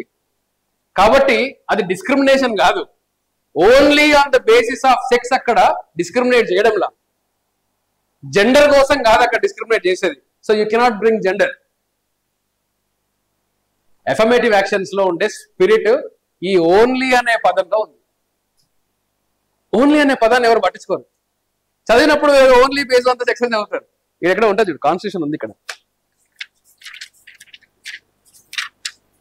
సరే ఇదే సార్ ఇది ఓన్లీ అని ఉంది అంటే వేరే విధంగా డిస్క్రిమినేట్ చేయొచ్చు అని. లాంగ్వేజ్ ఏముంటుంది అంటే, the state shall not discriminate against any citizen on the grounds only of religion, race, caste, sex, place of birth or any of them. ఇదేంటి ఈ ఓన్లీకి మీనింగ్ అని చెప్పేసి అడిగాను. నేను అప్పుడు ఆ స్టూడెంట్కి చెప్పాను, ఈ ఓన్లీ అనే పదం లేకపోతే రిజర్వేషన్ కూడా ఉండదురా బాబు, ఈ ఓన్లీ అనే పదం లేకపోతే ఉమెన్ కి చేసిన స్పెషల్ చట్టాలు ఏది ఉండవు, ఈ డిస్క్రిమినేషన్ జరుగుతుంది కాబట్టి ఈ మన కాన్స్టిట్యూషన్ యొక్క ఫిలాసఫీ ఏంది, టు అచీవ్ వాట్ ప్రియాంబుల్లో ఉంటుంది. ప్రియాంబుల్లో ఎంత బ్యూటిఫుల్ లాంగ్వేజ్ ఉంటుందంటే ఐ డోంట్ థింక్ ఇట్లాంటి ప్రియాంబుల్, ఇంతటి క్లారిటీ ఉన్న ప్రియాంబుల్ ఇంకో ఏదైనా కాన్స్టిట్యూషన్ లో ఉందని నేను అనుకోవట్లా. ఇక్కడ చూడండి, జస్టిస్, లిబర్టీ, ఈక్వాలిటీ, ఫ్రెటర్నిటీ, ఒక్కొక్క దానికి ఒక్కొక్క పదానికి పక్కన ఉండే మీనింగ్స్ ఎప్పుడన్నా అబ్జర్వ్ చేసి చూడండి. మామూలుగా చదివేస్తాం మనం, ప్రియాంబుల్ చదవమంటే అందరం చదివేస్తాం. ఈ పక్కన ఉండే మీనింగ్ చూడండి. జస్టిస్ ఇందులో సోషల్, ఎకనామిక్ అండ్ పొలిటికల్. తెలుగులో దీన్ని చాలా చాలా తప్పుగా అనువదిస్తారు. దయచేసి ఎవరన్నా నాకు ఒకసారి రిమైండ్ చేయండి సార్, తెలుగులో నేను చేసిన ట్రాన్స్లేషన్ ఓన్లీ ప్రియాంబుల్ పంపిస్తాను. ఈ తెలుగులో ట్రాన్స్లేషన్, తెలుగు ట్రాన్స్లేషన్స్ అంత దాన్ని కెమెరా ఉంది కాబట్టి నేను పదాలు వాడట్లేదు, అంత మనం అంగీకరించలేని విధంగా ఉంటుంది. పర్లేదు సార్, మీరు ఏదన్నా మొత్తం టెలికాస్ట్ చేసుకోవచ్చు, ఏం పర్లేదు, ఇంతకన్నా పెద్ద పెద్ద మాట్లాడా. Liberty of thought, expression, belief, faith and worship. ఇది చూడండి, మనం మానవవాదులు, రేషనలిస్టులు అని చెప్పుకుంటాం కదా, ఈ రెండు పదాలు ఎందుకున్నాయి ఇక్కడ? Of belief, faith and worship. Analyse చేశారు ఎప్పుడన్నా? మూడు ఒకలాగే ఉన్నాయి కదా. బిలీఫ్ ఏంటి, ఫెయిత్ ఏంటి, వర్షిప్ ఏంటి?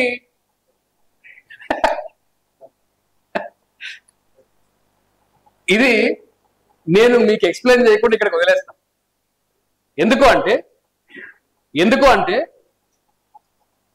రాజ్యాంగం యొక్క డ్యూటీ, నా మీద పెట్టిన డ్యూటీ ఏంటి అంటే అందరికీ నేర్పించడం కాదు, అందరినీ ఆలోచింపజేయడం. సభ కూడా ఎప్పుడైనా సభలో మాట్లాడే వాళ్ళు రెండు రకాలు ఉంటుంది. సభని రక్తి కట్టించడానికి మాట్లాడేవాళ్ళు, సభని ఆలోచింపజేయడానికి మాట్లాడేవాళ్ళు.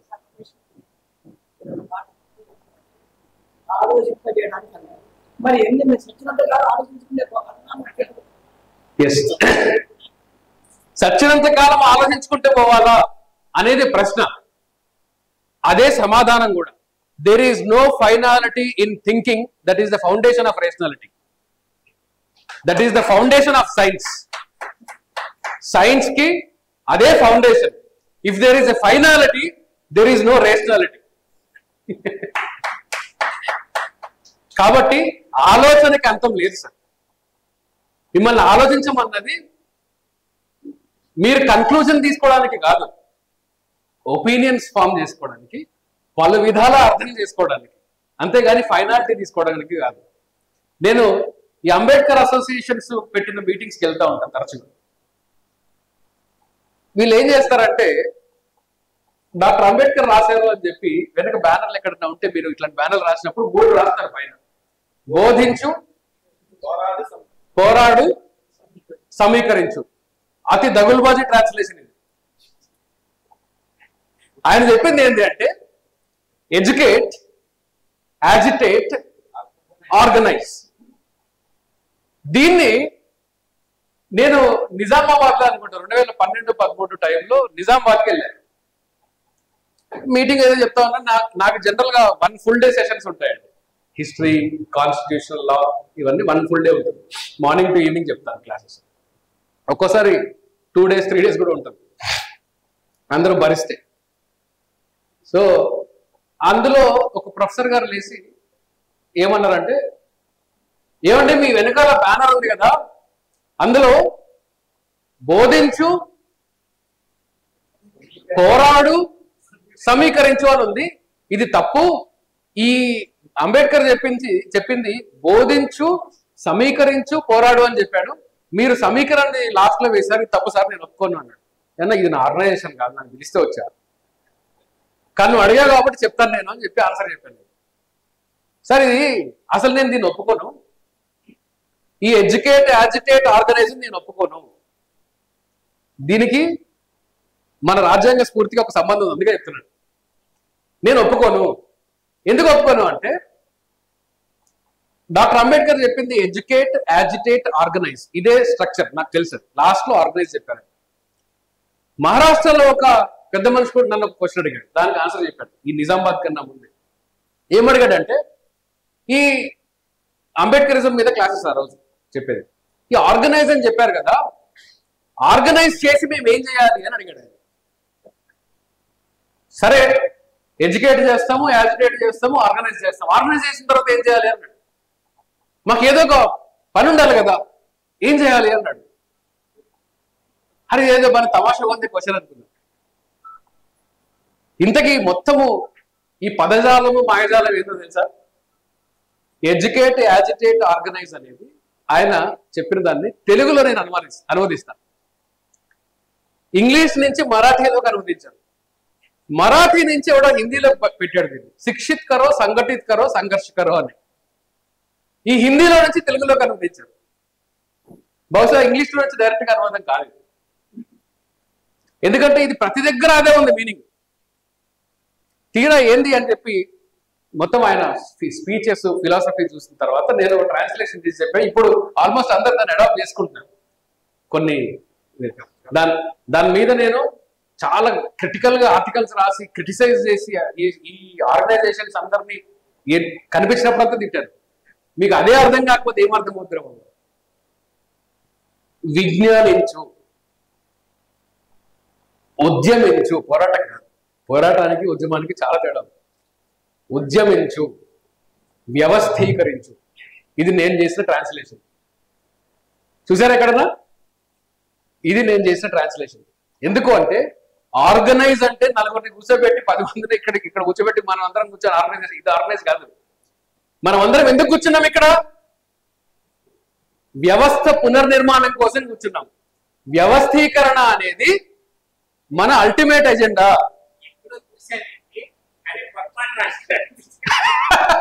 అది పొరపాటు అనుకున్నారా? దాని వెనకాల దానికి ఆర్టికల్ కూడా ఉంది సార్, డీటెయిల్ గా రాశాను ఆర్టికల్.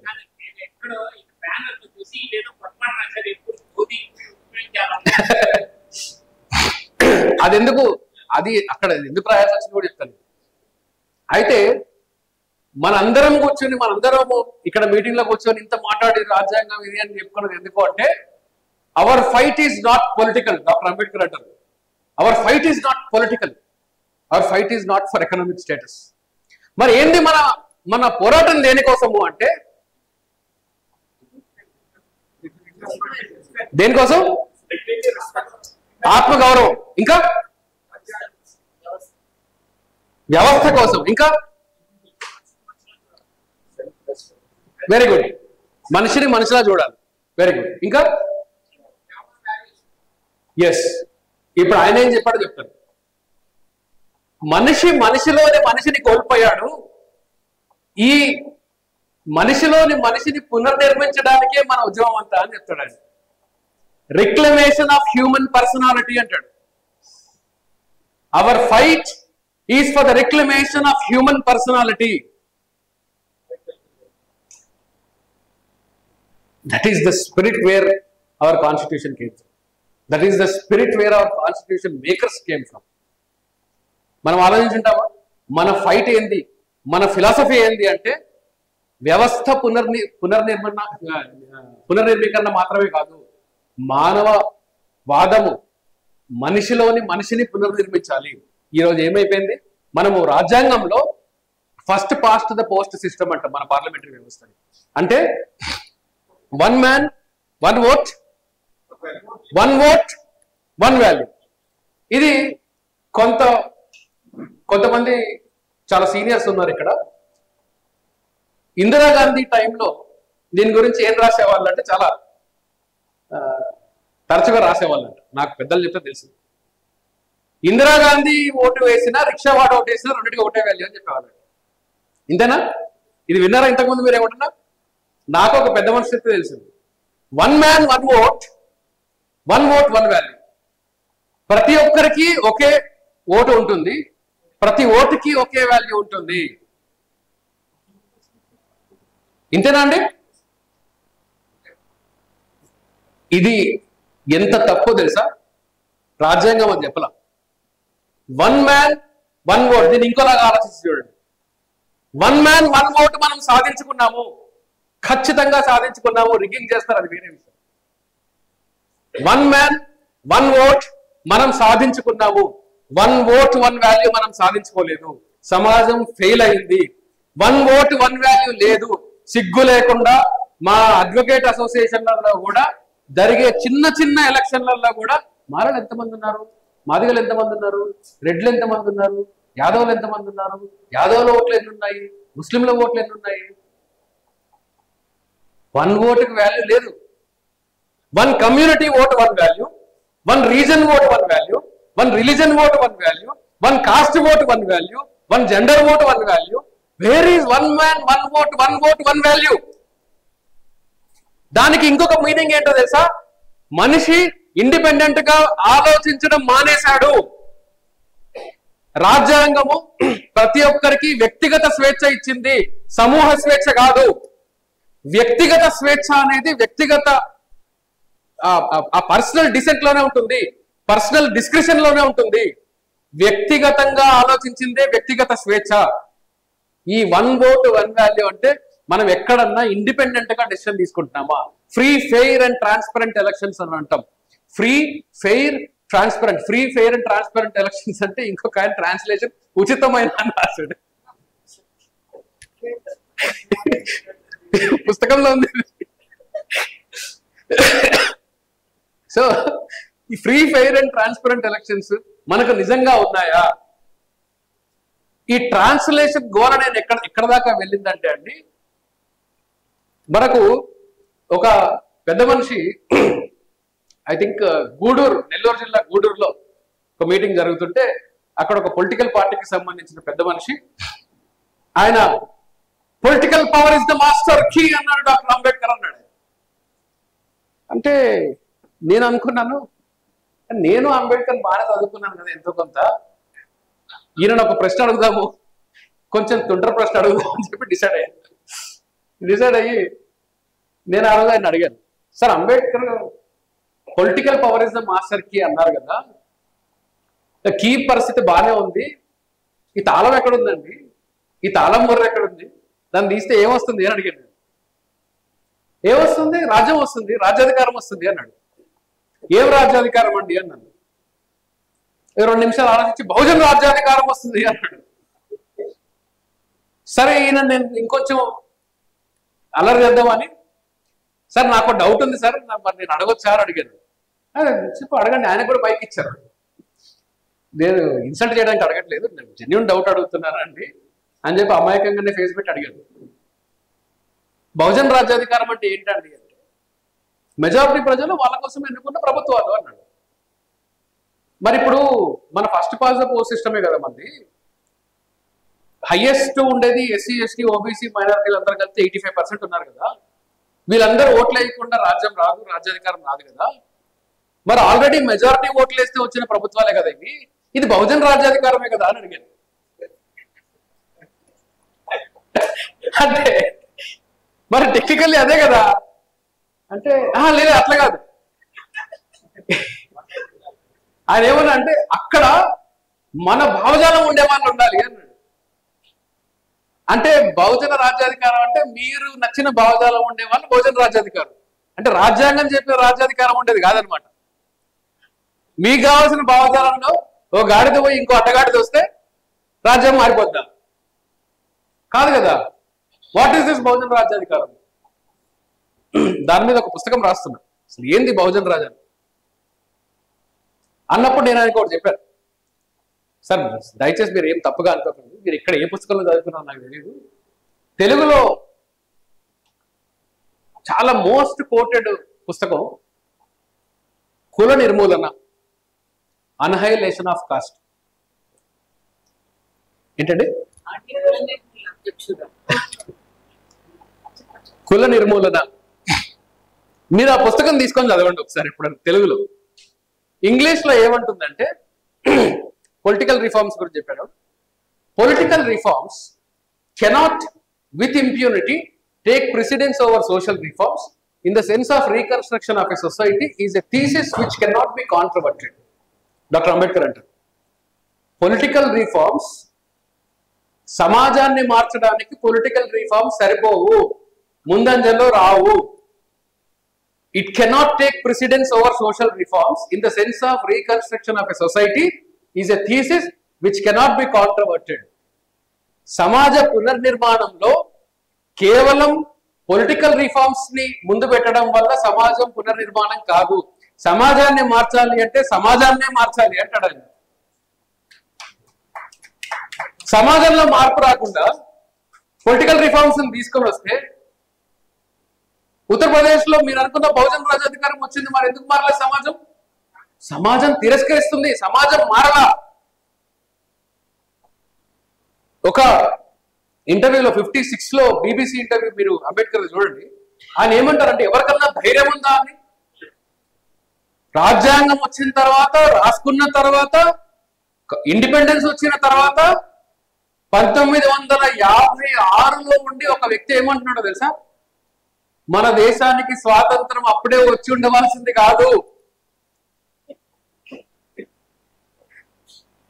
మన దేశానికి స్వాతంత్రం అప్పుడే వచ్చి ఉండవలసింది కాదు. ఎందుకంటే ఈ స్వాతంత్రాన్ని, హక్కుల్ని, రాజ్యాంగాన్ని ఎట్లా కాపాడుకోవాలో, ఎట్లా వాడుకోవాలో తెలియని పరిస్థితుల్లో సమాజం ఉంది. కాబట్టి ఇది స్లోగా వచ్చిండుంటే సాధారణ పౌరుడికి తన హక్కుల గురించి తెలిసి ఉండేది మంచిగా అని చెప్పేవాడు. కరెక్టా? 1956 లో సమాజం దీనికి రెడీగా లేదు అని చెప్తున్నాడు ఒక వ్యక్తి. మనం విభజించవచ్చు, మనకు డిఫరెన్స్ ఆఫ్ ఒపీనియన్ ఉండొచ్చు, కానీ ఇది ఒక డిబేటబుల్ టాపిక్ కదా. సో మనకు రాజ్యాంగం మన మీద పెట్టిన డ్యూటీ, స్టేట్ మీద పెట్టిన డ్యూటీ, మనందరికీ తెలిసిన డైరెక్టివ్ ప్రిన్సిపల్స్ లో మనందరికీ తెలిసిన డ్యూటీ ఏంటి? సైంటిఫిక్ టెంపర్ని పెంచడం. సైంటిఫిక్ ఆర్టికల్ 51AH సైంటిఫిక్ టెంపర్ని సమాజంలో తీసుకురావడం అనేది స్టేట్ మీద ఉండే ఒక మోరల్ డ్యూటీ, కాన్స్టిట్యూషనల్ డ్యూటీ. మనము ప్రశ్నించే సమర్థత కలిగి ఉన్నామా అని ప్రశ్నించుకునే ముందు మనము అర్థం చేసుకునే పరిస్థితుల్లో ఉన్నామా అని మనల్ని మనం ప్రశ్నించుకోవడం అనేది చాలా అవసరం. ఈ అర్థం చేసుకునే క్రమంలోనే రాజ్యాంగాన్ని అర్థం చేసుకునే ముందు, రాజ్యాంగంలో ఉండే షెడ్యూల్స్ ని అర్థం చేసుకునే ముందు టెక్నికల్ గా పుస్తకం తీసుకొని చదివినా అర్థమైపోద్ది, చాట్ జీపీటీలో కొట్టినా కానీ చెప్పేస్తుంది ఈ రోజుల్లో. కానీ ఈరోజు మనం టచ్ చేసిన ఈ కొన్ని అంశాలు ఏవైతే ఉన్నాయో, పదాలు, దాటి వెనక ఉండే అర్థాలు, పదజాలాలు, ఈ పదజాలం వెనకాల మన మైండ్స్ ని ఎట్లా మ్యానిపులేట్ చేస్తున్నారు అనే దాన్ని మనం కానీ అర్థం చేసుకోలేకపోతే రాజ్యాంగం మనకు బహుశా అర్థం కాదు. ఈ రాజ్యాంగాన్ని మనం అర్థం చేసుకోవాలి అంటే దీన్ని అసలు ఫౌండేషన్లోనే ఒక స్ట్రక్చర్డ్ గా వే ఆఫ్ థింకింగ్ ని, మన ఒక రేషనలిస్టిక్ అప్రోచ్ ని, హ్యూమనిస్ట్ వాల్యూ ఉన్న అప్రోచ్ ని మనం ఎప్పుడైతే ప్రతి ఒక్క స్ట్రీమ్ లో అర్థం చేసుకున్న తర్వాత రాజ్యాంగాన్ని చదువుతామో మన పర్స్పెక్టివ్ మారిపోతుంది. రాజ్యాంగాన్ని యాజ్ ఇట్ ఈస్ గా చదివితే మనకు ఒకలాగా తెలుస్తుంది. మహా అంటే మనం 14 అంటే ఏంది, ఈక్వాలిటీ, 19 అంటే ఏంది, స్వేచ్ఛ, 21 అంటే ఏంది, లైఫ్, ఇవన్నీ మనకు తెలుస్తాయి. ఫండమెంటల్ రైట్స్ చదువుకుంటే 35 దాకా ఈజీగా తెలుస్తాయి. కానీ వాటి యొక్క స్పిరిట్ తెలియాలి అన్నా, వాటిని ఎలా ఇంప్లిమెంట్ చేసుకోవాలని తెలియాలి అన్నా మనము కనీసం ప్రతి ఒక్క ఫండమెంటల్ రైట్కి కనీసం ఒక కామన్ గా ఆలోచించిన కానీ మనమే కూర్చోబెట్టి మేధోమదనం చేస్తే 10 రకాల డెఫినేషన్స్, 10 యాంగిల్స్ లో మనం ఒక రైట్ ని చెప్పగలుగుతాం. ఒక ఈక్వాలిటీనే 10 రకాలుగా ఇంటర్ప్రిట్ చేసి చెప్పగలుగుతాం. లైఫ్ నేను ఇందా చెప్పాను కదా, బ్రతకడం అంటే గాలి పీల్చుకోవడం కాదు, ప్యూర్ గాలి పీల్చుకోవడం. క్వాలిటీ ఎయిర్ని పీల్చుకోవడం కూడా ఫండమెంటల్ రైట్. క్వాలిటీ ఎయిర్ని పీల్చుకోవడం ఫండమెంటల్ రైట్, అందుకే పొల్యూషన్ బోర్డు ఉంది. అట్లాగే నిద్రపోవడం ఫండమెంటల్ రైట్. ఇదన్నీ రాజ్యాంగంలో ఉండదు. కానీ తద్వారా ఒక హక్కు ద్వారా రాజ్యాంగం మనకి ఎన్ని హక్కుల్ని కల్పించింది అనే ఒక బ్రాడర్ అండర్స్టాండింగ్ ని, డీపర్ అండర్స్టాండింగ్ ని మనం తెచ్చుకోకుండా రాజ్యాంగాన్ని అర్థం చేసుకోవడం వల్ల నిజంగా కూడా మనకు కూడా ప్రమాదం ఉంటుంది. కాబట్టి నా అపీల్ ఏంది అంటే మనం రాజ్యాంగాన్ని అర్థం చేసుకునే క్రమంలో ఫౌండేషన్ ఫిలాసఫీని అర్థం చేసుకున్న తర్వాత రాజ్యాంగాన్ని ఈ ఫిలాసఫీని అర్థం చేసుకోకుండా రాజ్యాంగాన్ని మనం తెలుసుకోవడం వల్ల బహుశా మనకందరికీ రాజ్యాంగం నాకు తెలిసింది, టెక్నికల్ గా తెలిసింది అని చెప్పుకోవడానికి ఆనందం కలగొచ్చు. కానీ మనం దీన్ని ఎప్పుడైతే, ఎందుకు చెప్తున్నా అంటే మన సమాజంలోకి వెళ్ళిన తర్వాత మనకు రీజన్ చేయడం అనేది మన ఫండమెంటల్ క్యారెక్టర్ మనది. అంటే రేషనలిస్ట్ ఏం చేస్తారు, రీజనింగ్, ప్రతిదానికి ఒక రీజన్ ఉండాలి. మనకి రీజన్ లేకపోతే మనం దేన్ని కూడా నమ్మవలసిన అవసరం లేదు. రీజన్ చేసే క్రమంలో మనకు ఒక చిన్న పిల్లవాడు ప్రశ్న అడిగినా కానీ, ఒక కాన్స్టిట్యూషనల్ ఎక్స్పర్ట్ క్వశ్చన్ అడిగినా కానీ దాన్ని మనము ఫిలసాఫికల్ గా ఆన్సర్ చేసే స్థితిలో మనం ఉండాలి. అప్పుడు మాత్రమే మనం ఈ రాజ్యాంగ నైతికతని సమాజంలో పెంచగలుగుతాం. మనం రాజ్యాంగ నైతికత సమాజంలో పెంచాలి అంటే మనకు ఆ ఫిలసాఫికల్ అండర్స్టాండింగ్ ఉండాలి.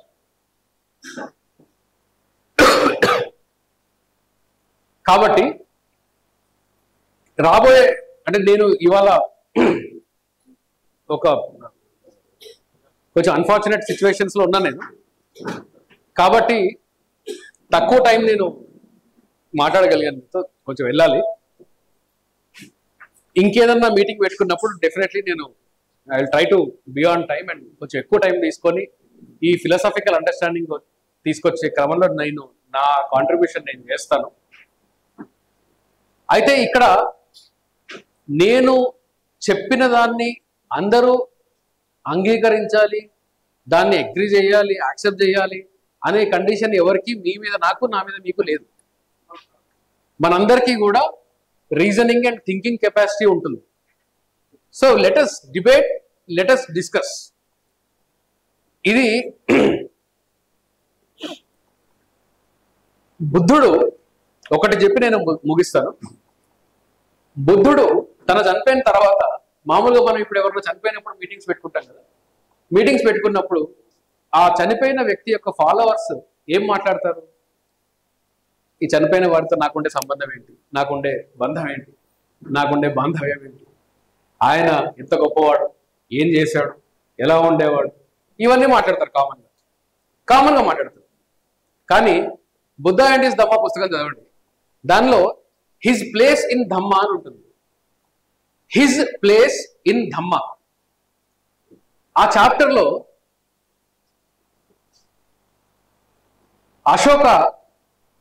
అశోకనే ఒక ప్రశ్న అడుగుతాడు బుద్ధుడిని. బుద్ధ, మీరు ఎక్కడికి వెళ్ళినా, ఏ ఊరికి వెళ్ళినా కానీ మీకు అందరూ చాలా ఎక్కువ గౌరవిస్తారు కదా, మీకు చాలా వాల్యూ ఉంది కదా, మీ తర్వాత మీ సక్సెసర్ ఎవరు? మేము మీతో తిరుగుతున్నాము, మీ డిసైపుల్స్ గా ఉన్నాము, మీ ఫాలోవర్స్ గా ఉన్నాము, మీ వెంట తిరుగుతున్నాము, మీకేమో చాలా ఎక్కువ వాల్యూ ఉంది, మరి మీ తర్వాత మీ సక్సెసర్ ఎవరు అని అడిగితే ఆయన ఏం చెప్తారంటే, బుద్ధ ఏం చెప్తారంటే ఒకటి రెండు సార్లు ఆన్సర్ చేయడు. When he had to answer ఏం చెప్తాడు అంటే, ధమ్మ ఒకవేళ ఒక ప్రిన్సిపల్, ఒక ఫిలాసఫీ, ఒక వ్యక్తి అథారిటీతో నడిస్తే అది అసలు ప్రిన్సిపల్ కాదు, అది ఫిలాసఫీయే కాదు. ఫలానా వ్యక్తి చెప్పాడు కాబట్టి నేను ఇది నమ్ముతాను అంటే అది అసలు సిద్ధాంతమే కాదు. సిద్ధాంతం తనంతట తానే నడవాలి. Dhamma is its own successor అంటాడు. Dhamma is its own successor. నేను చెప్పాను కాబట్టి మీరు కానీ ఫాలో అయ్యారంటే అది వ్యక్తి యొక్క అథారిటీతో మీరు వినడమే. సిద్ధాంతం మీద కన్విన్స్ అయ్యి కాదు. నేను చెప్పాను కాబట్టి మీరు నమ్మొద్దు అని చెప్పినా బహుశా ఆ టైంలో అంత మెచ్యూరిటీ ఉన్న వ్యక్తి బుద్ధుడే అయి ఉంటాడు. అందుకని ఆయన చనిపోయినప్పుడు, బుద్ధుడు చనిపోయినప్పుడు వీళ్ళు డిసైపుల్స్ అందరూ వచ్చినప్పుడు బుద్ధుడు గురించి మీరు ఎన్ని పుస్తకాలను చదవండి, బుద్ధుడు పర్సనల్ లైఫ్ గురించి పిట్టకథలు ఉంటాయో తప్ప రియల్ గా బుద్ధుడు ఏం చేశాడు, బుద్ధుడు ఎక్కడ పర్సనల్ లైఫ్ గురించి ఎక్కువ ఉండవు. అంటే గౌతముడుగా ఉన్నంత వరకు ఓకే, రాజు కొడుకు వెళ్ళాడు, అవన్నీ ఏదో పిట్టకథలు ఉంటాయి, అన్ని నమ్మసక్యం. కానీ ఆయన ఎప్పుడు డెడ్ బాడీని చూడనట్టు, ఎప్పుడు రోగాలను చూడనట్టు, ఇవన్నీ నేను నమ్మను. అయితే ఆయన బుద్ధుడైన తర్వాత ఏంటి ఆయన పర్సనల్ లైఫ్ అనేది ఇక్కడ రికార్డ్ మనకు దొరకదు. ఎందుకు దొరకదు అంటే ఆ బుద్ధ అండ్ హిస్ ధమ్మ పుస్తకంలో ఉంటుంది దానికి ఆన్సర్. ఎందుకు ఉండదంటే ఆయన చనిపోయిన తర్వాత వీళ్ళందరూ డిసైపుల్స్ వచ్చి ఏం చేస్తారంటే ఆ పంచశీల్ని ప్రపోజ్ చేస్తారు. మీకు అందరికీ సమ్మతమేనంటే ఈ సిద్ధాంతాలన్నీ చదువుతారు. సిద్ధాంతాలన్నీ చెప్పిన తర్వాత మీకు అందరికీ సమ్మతమేనా అని అడుగుతారు. ఎస్ వి అగ్రీ అంటారు వీళ్ళందరూ. అంతే వెళ్ళిపోతారు, సభ డిస్మిస్. బుద్ధుడు గురించి ఒక్క అప్రిసియేషన్ ఉండదు. బుద్ధుడు గురించి ఎక్కడ ఆయన పర్సనల్ లైఫ్ గురించి ఉండదు. ఆయన గొప్పడు, మేధావి, ఎక్కడ ఉండదు. కేవలం సిద్ధాంతము, త్రిపీఠక ఇవి ప్రపోజ్ చేస్తారు. ఆ అసెంబ్లీ ఓకే అంటది, డిస్పోజ్ అయ్యి వెళ్ళిపోతారు. కాబట్టి మనందరం కూడా అది ఆయన చేశారని నేను చెప్పట్లా, ఫిలాసఫీని ఫిలాసఫీ లాగానే మనం అర్థం చేసుకోవాలి. వ్యక్తి యొక్క అథారిటీతోటో లేకుంటే ఈ పలానా వ్యక్తి చెప్పాడు కాబట్టి నేను వింటాను, నేను నమ్ముతాను అనేది మనందరికీ మన మౌలిక సిద్ధాంతానికే అది వ్యతిరేకం. కాబట్టి let's reason, let's understand, let's spread this. రాజ్యాంగ నైతికతని మన సమాజంలో పెంచే ఈ కార్యక్రమాన్ని మనం అందరం తీసుకోవాలా. దానికి సమాజంతో మనము డిస్కషన్, డిబేట్ చేసే స్థాయికి మనం ఎదగాలి. ఆ ప్రతి ఒక్కరికి కూడా వారికి ప్రశ్నలు ఏమనిస్తే మనం దానికి టెక్నికల్ ఆన్సర్ తెలియకపోయినా కానీ సైద్ధాంతికంగా మనకు ఆన్సర్ తెలుసున్నప్పుడు మనం రాజ్యాంగ నైతికతని సమాజంలో పెంచడానికి మన వంతు కృషి చేయవచ్చు అని చెప్తే నేను ఈ అవకాశం ఇచ్చిన ఆర్గనైజర్స్ అందరికీ, పెద్దలకి, అందరూ ఇంత ఓపికగా నన్ను భరించిన అందరికీ ధన్యవాదాలు. Thank you.